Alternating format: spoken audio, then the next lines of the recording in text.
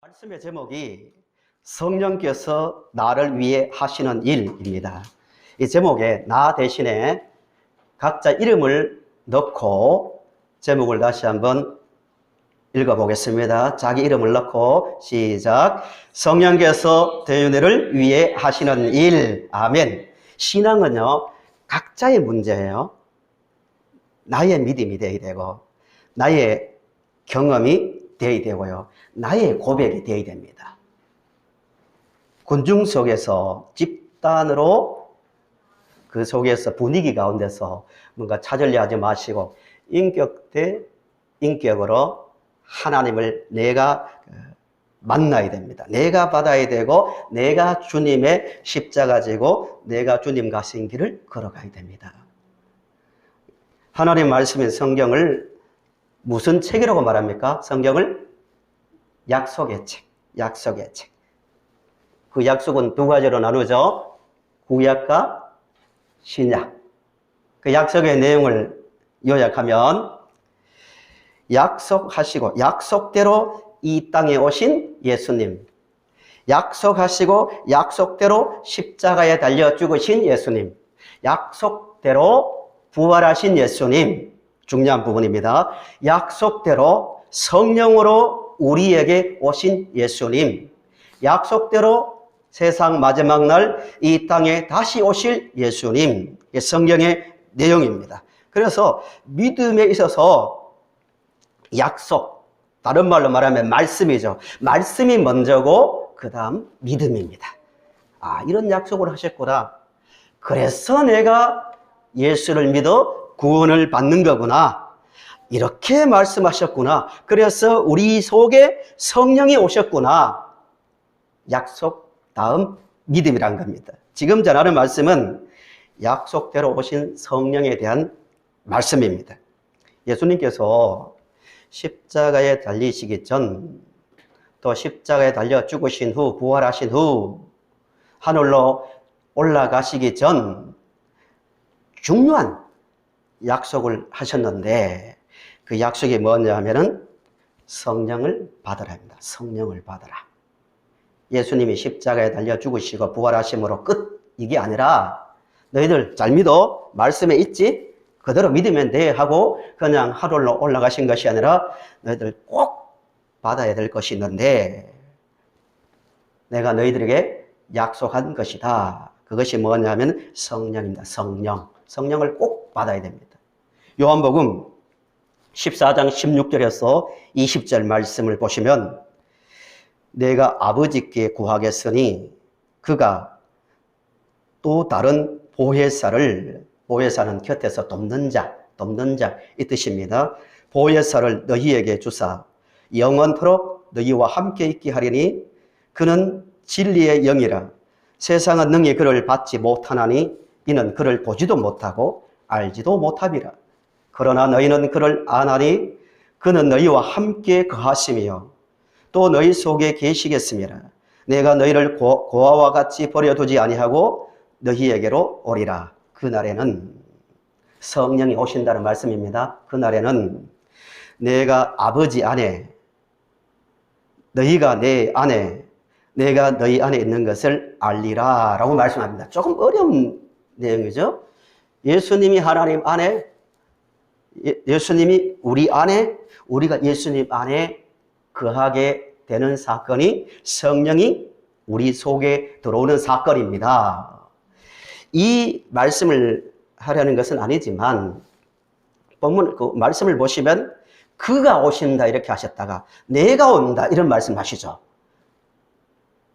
이 삼위일체 교리를 잘 이해하지 못하시면 여기에서 헷갈립니다. 많은 이단이 나오는 거죠. 그럼 내가 뭐 보혜사다, 내가 성령이다, 이런 이단들이 얼마나 많습니까? 같은 존재지만 본문 8절에서 11절에서도 7절, 11절을 보시면 같은 존재이지만 하나님의 영 이렇게 말씀하시다가 예수님의 영, 그 다음 성령 이렇게 말씀하십니다. 삼위일체, 성부, 성자, 성령은 한 분이시지만 독립적으로 존재하시는 인격이시다. 이게 삼위일체예요. 인간의 이성으로는 이해가 불가능한 이야기입니다. 초물리적 숫자의 개념입니다. 성경에 삼위일체라는 단어는 없지만 삼위일체라는 그 내용이 많이 나옵니다. 예수님이 하나님이시고 하나님이 예수님이시고 예수님이 성령님이시고 이성으로 이해 안 되지만 하나님의 말씀에 나와 있기 때문에 우리는 받아들이는 거예요. 그가 오신다. 성령이 오신다. 같은 존재입니다. 하나님의 영이자 예수님의 영이자 또 다른 말로 성령이 어디에 오신다? 우리 속에 오시는 거예요. 우리 속에 오시는 겁니다. 누가복음 24장 49절에서도 예수님께서 이렇게 말씀하셨습니다. 볼지어다. 이 말씀은 주목하라. 너무너무 중요한 이야기다. 볼지어다. 내가 내 아버지께서 약속하신 것을 너희에게 보내리니 너희는 위로부터 능력으로 입혀질 때까지 이 성에 머물라 하시니라. 성령을 약속하셨습니다. 그 약속하신 성령이 실제로 오신 사건을 기록해 놓으셨는데 그 내용이 사도행전 2장 1절부터 나오는 그 유명한 오순절 성령 강림 사건입니다. 이 성에 머물러 할 때, 이 성은 예루살렘이거든요. 그 말을 듣고 약 120여 명이 마가의 다락방에 모였습니다. 기다리고 있었는데 갑자기 놀라운 현상이 일어납니다. 성령이 오시는 거죠. 약속하신 그 성령이 마가의 다락방이란 역사적 사건입니다. 장소 마가의 다락방. 언제? 오순절 때 누구에게? 120여 명의 성도들에게 오셨다는 거예요. 어떻게 오셨냐? 오순절 날이 이미 이름에 그들이 다 같이 한 곳에 모였더니 호련히 하늘로부터 급하고 강한 바람 같은 소리가 있어 그들이 앉은 온 집에 가득하며 마치 불의 혀처럼 갈라지는 것들이 그들에게 보여 각 사람 위에 하나씩 임하여 있더니라고 말합니다. 마가의 다락방에 모였는데 갑자기 바람 같은 소리가 들리는 거예요. 어떤 소리인지 짐작하시겠죠? 쉬 하는 어떤 소리가 들렸고 시각적으로 눈으로 볼 수 있도록 불꽃 같은 것이 각자의 머리 위에 머물렀다는 거예요. 들을 수 있도록, 볼 수 있도록 인격자이신 성령께서 오시는 역사적 사건입니다.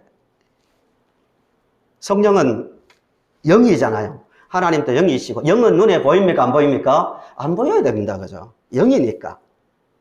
육체적인 어떤 물질을 가지고 있으면 일정한 공간에 제약을 받습니다. 대한민국에서 제가 급한 일이 있어서 하나님 빨리 오셔서 저를 도와주세요. 성령님 도와주세요. 이러는데 똑같은 어려움이 아프리카 성도에게 일어나면 어떻게 해야 됩니까? 한 분이신데. 영이란 말입니다. 모든 만물을 다스리시고 만물 안에 계시며 만물 위에 계시는 성령 하나님입니다. 영으로서 존재하시는데 근데 어떻게 왜 의도적으로 인간의 육신의 눈으로 보고 들을 수 있도록 오셨는가?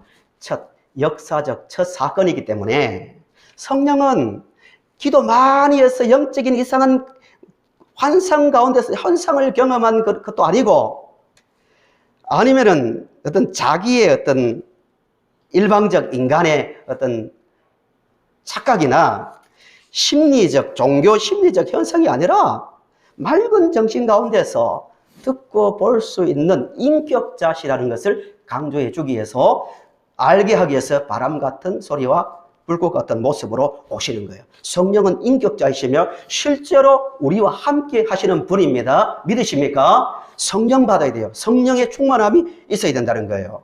그 성령이 우리에게도 오셨습니다. 예수 그리스도를 믿는다면 우리 속에도 오셨습니다. 하나님의 영, 예수의 영, 성령이라 하죠.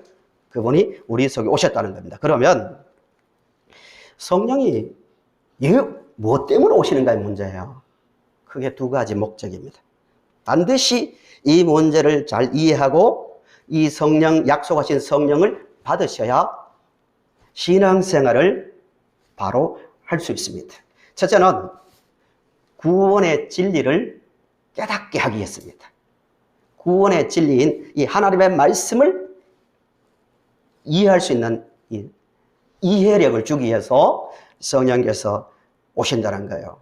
왜 그러냐면은 모든 인간은 창조 당시에는 참 지혜로웠습니다. 하나님 만드셨으니까. 하나님의 말씀을 바로 들을 수도 있고 또 이해하고 또 그 말씀대로 살 수 있는 능력이 있었는데 죄를 짓고 난 다음에 인간의 지성이 파괴되었습니다. 영적 힘을 잃어버렸다는 거예요. 로마서 1장에서 이렇게 말합니다. 생각이 허망하여지고 마음이 미련해졌다고 말합니다. 인간 상태예요. 이성으로 아무리 신을 찾고 뭔가 하려고 해도 절대로 성경이 말하는 하나님을 알 수도 없고 하나님을 만날 수 없는 상태가 죄 아래에 있는 인간의 상태입니다. 인간 존재 현실이란 말입니다. 생각이 허망해지고 마음이 미련해졌습니다. 요즘 제가 깜짝깜짝 놀랄 일들을 많이 듣고 봅니다. 인간이 얼마나 똑똑한지 우주로 날아가서 거기에 어떤 새로운 곳을 개척하려고 하고 있고요. 챗 GPT 들어보셨죠? 못 들어보셨습니까? 인공지능을 이용해서 심지어 목사님들이 설교까지도요. 예를 들어서 오늘 제목 성령이 나를 위해 하시는 일 제목을 말하면요. 연설문을 쫙 세상의 모든 데이터를 모아서 멋지게 설교문을 작성해 줍니다. 큰일 났습니다. 그런 시대예요. 이런 식으로 10년 가면은 이제 모든 문제를 자기가 만든 기계에게 인공지능에게 물어볼 거예요. 내가 어떻게 살아야 되냐? 어디로 가야 되냐? 내가 뭐냐? 이런 기계에 매이는 시대가 올 거예요. 지혜롭죠? 대단하죠, 인간이. 뇌를 만든다는 거 아니에요. 이런 시대입니다. 인간이 능력이 대단하다는 것을 하루가 다르게 느끼는 시대예요. 그런데 하나님을 아는 문제는, 구원의 문제는 영의 문제입니다. 짐승에게 없는 인간에게만 있는 영의 문제인데 이 영이 손상되었기 때문에 아무리 노력해도 영의 눈과 귀가 멀어졌기 때문에 구원의 진리를 이해할 수 없는 거예요. 그래서 성령께서 우리에게 오신 건데 이게 첫 번째 목적이에요. 고린도전서 12장 3절에서 이렇게 말씀하고 있습니다. 성령으로 아니고는 누구든지 예수를 주시라 할 수 없다라고 말합니다. 이해력의 문제죠. 고린도전서 2장 9절에서 10절에도 이렇게 말합니다. 하나님이 자기를 사랑하는 자들을 위하여 예비하신 모든 것은 눈으로 보지 못하고 귀로 듣지 못하고 사람의 마음으로 생각하지도 못하였다 함과 같으니라. 오직 하나님은 무엇으로 보였다고요? 성령으로 구원의 진리를 이해하게 하셨다는 겁니다. 성령을 받아야 14절 고린도전서 2장 14절에 하나님께서 우리에게 은혜로 주신 것들을 뭐 하게 한다고요? 알게 한다는 거예요. 지적인 문제 아니에요? 우리에게 주신 구원의 진리를 알게 하기 위해서 성령을 우리에게 주셨다는 거예요. 성령 받아야 됩니다. 성령으로만 영이신 하나님의 말씀을 이해할 수 있고 영이신 예수 그리스도를 통한 구원의 은혜, 그 영적인 세계를 이해할 수 있다는 겁니다. 두 번째는 성령께서 우리에게 오신 목적은 우리는 이미 예수를 믿기 때문에 구원을 받았습니다. 이미 구원을 받았습니다. 믿으십니까? 그러나 아직의 문제가 있어요. 아직 우리는 천국에 들어갔습니까? 들어가지 못했습니까? 착각해가지고 여기가 천국입니다. 뭐 이러면 좋으시겠지만 아직 우리 육체와 약한 약한 육체를 가지고 이 땅에 살고 있습니다. 그래서 수많은 문제 앞에 우리는 서게 됩니다. 아직 강력한 육신이라는 것은 몸을 말하는 것이 아니고 창세기 6장 3절에 있는 말씀대로 육신이 됨이라 이 말씀은 인간 전체 자체가 죄에 잡히고 죽음에 잡혔다는 거예요. 인간 타락한 본성을 말합니다. 우리는 구원을 받았지만 아직 육신의 욕망이라는 그 권세에서 완전히 존재적으로는 중요한 이야기입니다. 칭의라는데 예수를 믿기 때문에 존재적으로는 하나님의 자녀가 되고 풀려났지만 그럼에도 불구하고 우리 마음은 우리 존재 자체는 육신에 끌려가는 죄에 끌리는 강력한 그 타락한 모습이 남아있다는 거예요. 거기에서 벗어나게 하기 위해서 성령께서 우리를 도와주려고 우리 속에 오신다는 겁니다.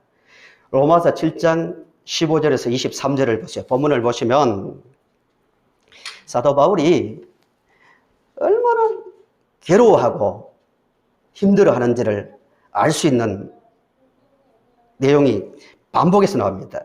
15절 보세요. 7장 15절 계속해서 반복해서 하는 말이 있어요. 예수를 믿는 바울의 고백입니다. 7장 15절 내가 행하는 것을 내가 알지 못하노니 내가 뭐하는 것 내가 원하는 것을 행하지 아니하고 도리어 뭐하는 것 미워하는 것. 이게 뭐냐면요, 내가 원하는 것은 내가 하나님의 말씀대로 살아야지, 내가 기쁘게 살아야지, 소망 가운데 살아야지, 말씀에 순종하며 살아야지. 바울의 원함입니다. 왜냐하면 구원받았으니까. 원하지 않는 것, 미워하는 것. 심지어 미워하는 것이 뭐냐면 육신의 욕망에 끌려가는 그 삶입니다. 그런데 원하는 것은 하지 못하고 원하지 않는 것, 내가 다시는 죄를 짓지 말아야지, 내 생각대로 살지 말아야지 결심하고 미워하고 결단해도 나중에 보니까 어디에 끌려가고 있습니까? 죄에 끌려가고 있는 자신을 보는 거예요. 16절 만일 내가 원하지 않는 그것을 행하면 내가 이로써 율법이 선한 것을 아노니, 하나님의 율법은 나쁜 게 아니에요. 이렇게 살아라, 이렇게 살지 말아라, 좋은 거예요. 알고도 안 된다는 거예요. 알고도. 17절 이제는 그것을 행하는 자가 내가 아니요 내 속에 거하는 죄인이라. 이 말씀은 내 자아 자체가, 내 존재 자체가 죄에 잡혀 있다는 거예요. 존재 자체가. 18절 내 속 곧 내 육신에 선한 것이 거하지 아니하는 줄을 아노니 원함은 말씀대로 살려는 원함은 내게 있으나 선을 행하는 것은 없노라. 계속 반복됩니다. 19절 내가 원하는 바 선은 행하지 아니하고 도리어 원하지 아니하는 바 악을 행하는도다. 만일 내가 원하지 아니하는 그것을 하면 이를 행하는 자는 내가 아니요 내 속에 거하는 죄니라. 21절 내 지체 속에서 한 다른 법이 내 마음의 법과 싸워 내 지체 속에 있는 죄의 법으로 나를 사로잡는 것을 보는도다. 오호라 탄식이죠. 나는 곤고한 사람이로다. 이 사망의 몸에서 누가 나를 건져내랴라고 말하고 있습니다. 바울이 누굽니까? 예수님을 직접 만난 사람이에요. 예수님의 음성을 직접 들은 사람입니다. 예수님의 십자가를 지고 평생을 살아간 사람입니다. 그런데도 바울이 하는 말이 너무 힘들다.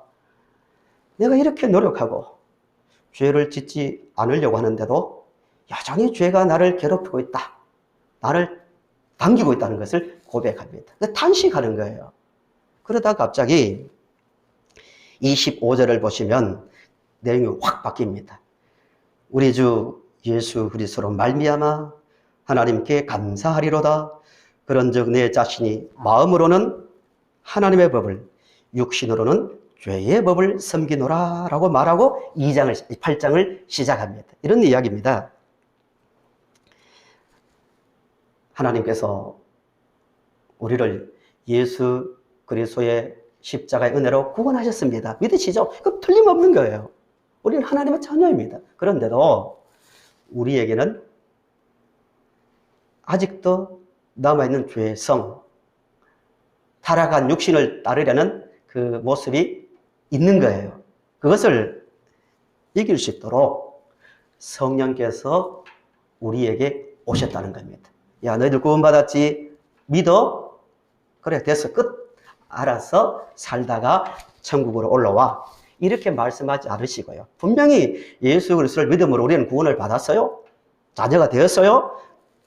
그러나 그 후에 성령께서 우리에게 오셨는데 오신 목적은 죄성에 잡힌 우리를 도와주려고 우리에게 오셨다는 겁니다.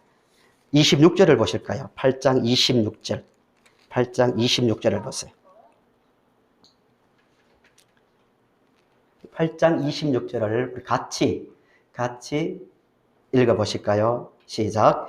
이와 같이 성령도 우리의 연약함을 도우시나니 우리는 마땅히 기도할 바를 알지 못하나 오직 성령이 말할 수 없는 탄식으로 우리를 위하여 친히 간구하시니라. 아멘. 성령이 오신 목적이 뭐라고요? 우리를 약함을 도우려고 오셨다는 거예요.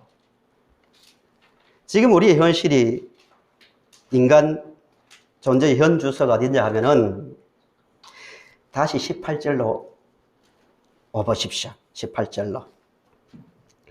성령의 은혜를 말하고 성령이 우리의 오심을 말하는데 갑자기 고난의 이야기를 합니다. 고난의 이야기를 18절에 보시면 생각하건대 현재의 고난은 장차 우리에게 나타날 영광과 비교할 수 없도다.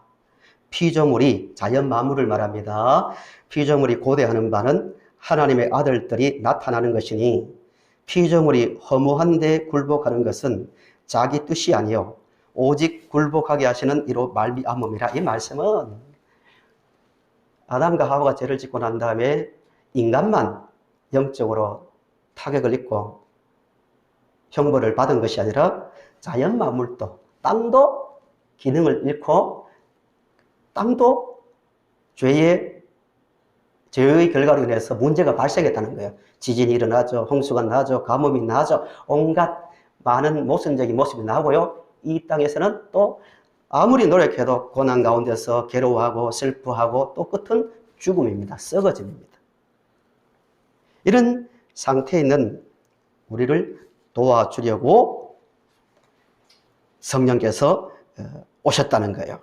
우리의 힘으로는 육신의 욕망과 이 땅이라는 세상의 모든 문제를 이길 수 없습니다. 성령을 의지하시기 바랍니다. 23절에요.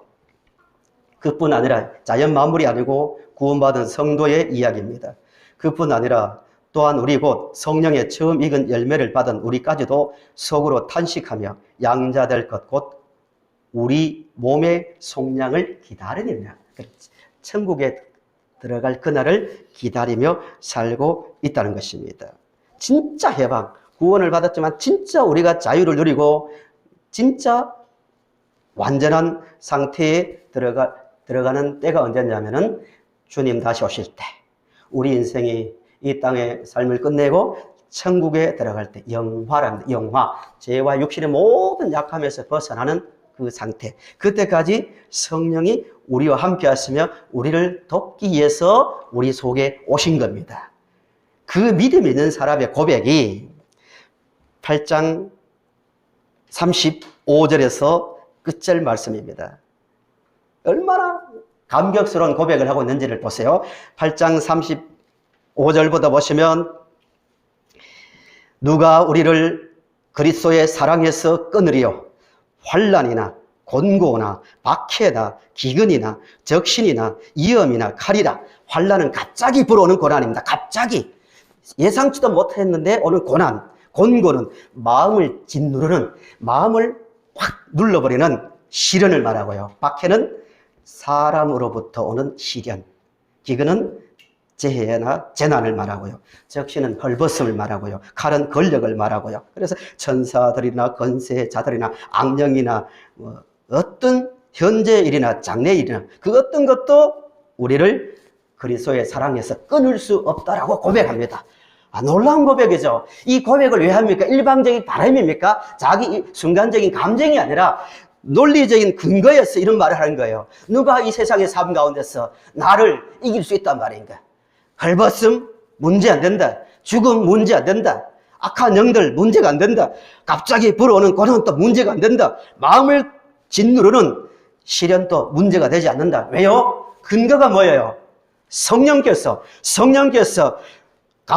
우리를 영의 눈과 귀를 열으사 우리를 예수 믿게 하셨고, 성령께서 저 천국에 들어갈 때까지 우리 속에서 함께 하신다는 믿음이 있으니까 이런 고백을 하는 거예요.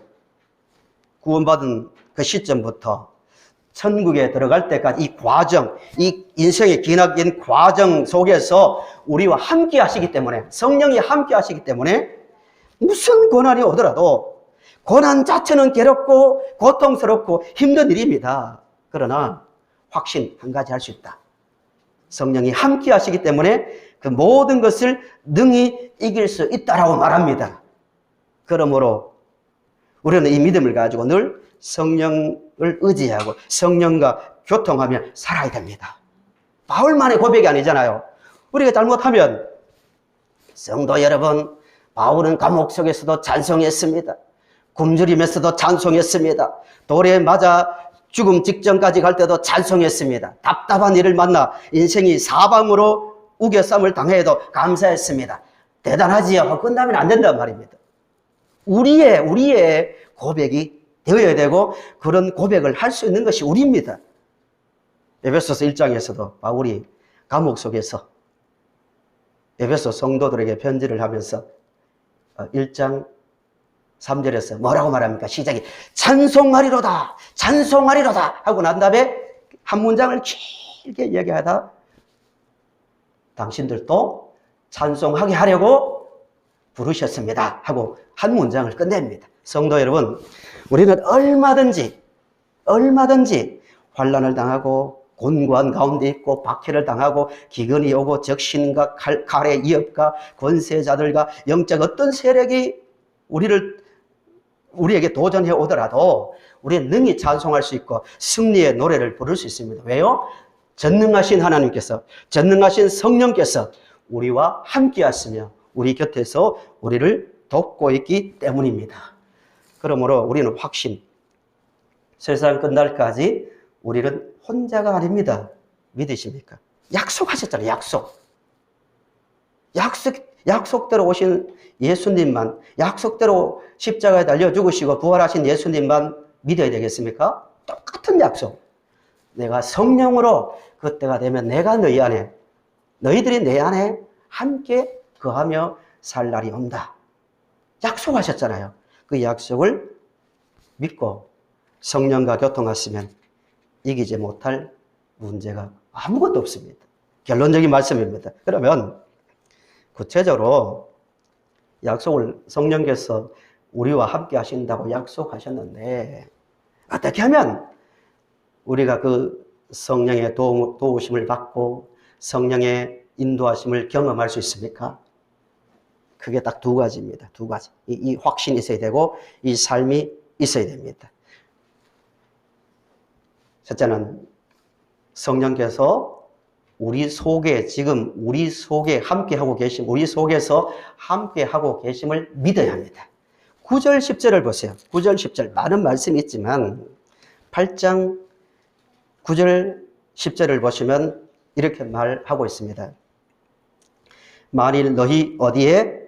너희 속에, 우리 마음 속에 하나님의 영이 거하시면 너희가 육신에 있지 아니하고 영에 있나니 누구든지 그리스도의 영이 없으면 그리스도의 사람이 아니라. 10절.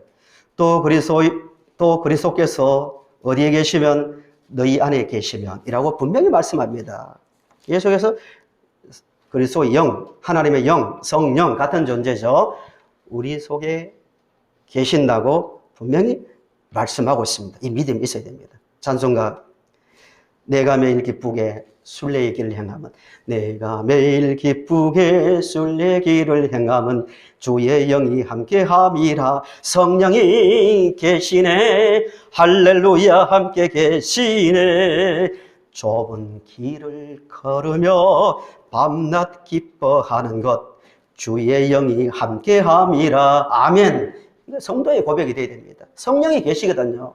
비록 순례의 길을 걸어가고 좁은 길을 걸어가고 가시밭길을 우리가 걸어야 하지만 그 길 가운데서도 성령이 함께 하신다는 성령의 그 은혜 안에서 그 믿음에서 나오는 고백이 내가 매일 기쁘게 순례길을 행하면 주의 영이 함께함이라. 성령이 계시네. 할렐루야, 함께하시네.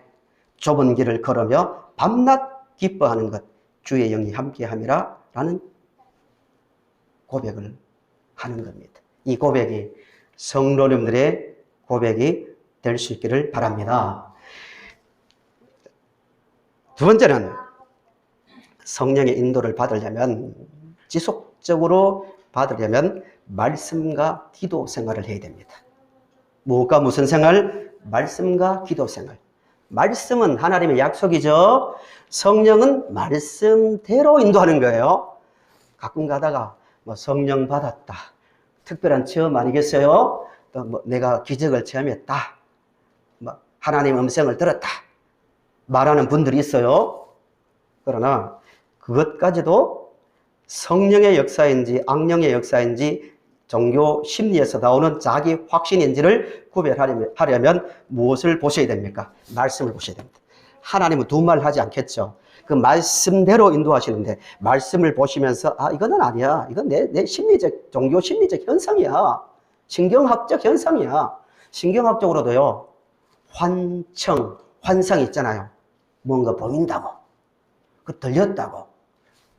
성령의 역사인지 악령의 역사인지를, 심리적 현상인지를 구별하려면 하나님 말씀을 잘 보셔야 됩니다. 그 약속을 보시면 이건 성령의 역사다, 이건 아니다, 구별할 수 있는 거예요. 말씀입니다. 말씀. 하나님은 이미 우리에게 모든 말씀을 다 주셨습니다. 어떻게 살지를 다 말씀해 주셨거든요. 그래서 말씀 생활. 또 하나는 뭐라고요? 기도입니다. 기도. 기도는 성령과, 전능하신 이 성령과 교통하는 유일한 방편입니다. 기도 생활을 계속 하셔야 성령의 은혜를 이해할 수 있고 경험할 수 있는 겁니다. 기도 없으면요, 저의 경험이지만 똑같은 문제 앞에서요, 교회의 문제가 되었던, 인생의 문제가 되었던, 영적인 문제가 되었던, 나를 짓누르는 몇 톤이나 되는 무거운 마음의 짐으로 꽉 누를 때가 있잖아요. 똑같은 문제 앞에서요, 혼자 어떻게 할까? 이게 뭐지? 혼자 생각하는 것하고요, 하나님께 기도하고 씨름하고 난 다음에 생각하는 것, 난 다음에 보는 것은요, 다릅니다. 다르게 다가옵니다. 이게 기도의 힘이에요. 기도 생활 없는 삶은요, 뭐와 같았냐면은, 옛날 군대지만 총도 들지 않고 전쟁터에 나가는 군인과 똑같습니다. 영적으로 완전히 박살납니다. 사탄과의 싸움에서 끼어집니다. 조롱당합니다. 세상과의 싸움에서 이길 수 없는 거예요. 이게 성령입니다. 무장해야 됩니다. 제가 며칠 전에 거의 10년 만에 내가 좀 건강을 위해서 운동을 하자. 그래서 새벽에도 끝나고 어디에 갔냐면은 조기 축구회에 가입했습니다. 첫날이에요, 첫날. 옛날을 생각하면서 열심히 뛰었죠. 왔다 갔다 뛰었는데 갑자기 장잔 뒤쪽에서 뚝 하는 소리가 팍 나더라고요. 뚝. 뭐지? 누가 돌을 던졌나 보고 아무도 없는 거예요. 보니까 근육이 딱 파열되더라고요. 병원에 가니까 파열됐대요. 조금 불안정하게 보이지 않습니까? 파열되었는데 다리를 보니까 똑같은 다리인데도 오른쪽은 딱 힘을 주면 근육이 움직이는데 왼쪽은 풀어져 가지고요, 흐물흐물 하더라고요. 거기서 하나 깨달은 게 있습니다. 성령과 교통도 기도 생활을 통해서 살아가는 이 삶도 똑같다는 걸 알았습니다. 기도 생활이 없으면요, 영적으로 완전히 무기력 상태에 빠지고요, 무감각, 하나님의 은혜 아무리 설명해도 다가오지 않고요, 무지에 빠집니다.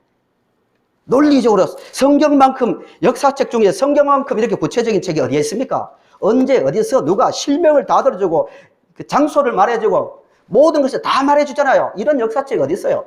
다 공개되어 있지만 성령의 감화와 감동이 없으면요, 이해가 안 됩니다. 감동이 없는 거예요. 기도 생활이 그만큼 중요합니다. 기도 생활이 없으면, 말씀 생활이 없으면 무지, 못 깨달아요. 무감각, 감정이 죽어요. 또 무능력 상태에 빠집니다. 아무 힘도 없는 상태에 빠집니다. 근육이 끊어지는 것처럼 영적 근육이 딱 끊어져서 힘이 없는 거예요. 아무리 설명해도 다가오지 않는 거예요. 그만큼 기도 생활이 중요합니다. 기도는 성도에게 주어진 특권 중에 특권입니다. 성도만 할 수 있는 거예요. 전능하신 하나님, 창조자 하나님, 만물을 다스리시는 하나님과 교통할 수 있는 그 수단이 기도입니다. 성도님들, 말씀과 기도 생활에 열심을 낼 수 있기를 바랍니다. 말씀의 결론입니다. 세 가지 생각합시다. 우리는 이미 하나님의 자녀가 되었습니다. 믿으시죠? 자녀가 되었는데 그러나 고난이 있는 이 땅에 살고 있습니다. 아무리 기도 생활 많이 해도 바울처럼 메마른 땅을 걸어가야 되고 사방으로 우겨쌈을 당하여 답답한 일을 만날 수 있습니다. 그러나 이 모든 것을 넘을 수 있습니다. 이길 수 있습니다. 예, 성령이 우리와 함께 하시고 우리는 말씀과 기도 생활을 할 수 있기 때문입니다. 이 삶 가운데서 이 땅을 기쁘게 감사하며 영광의 소망을 가지고 살아가는 우리 모두가 될 수 있기를 바랍니다.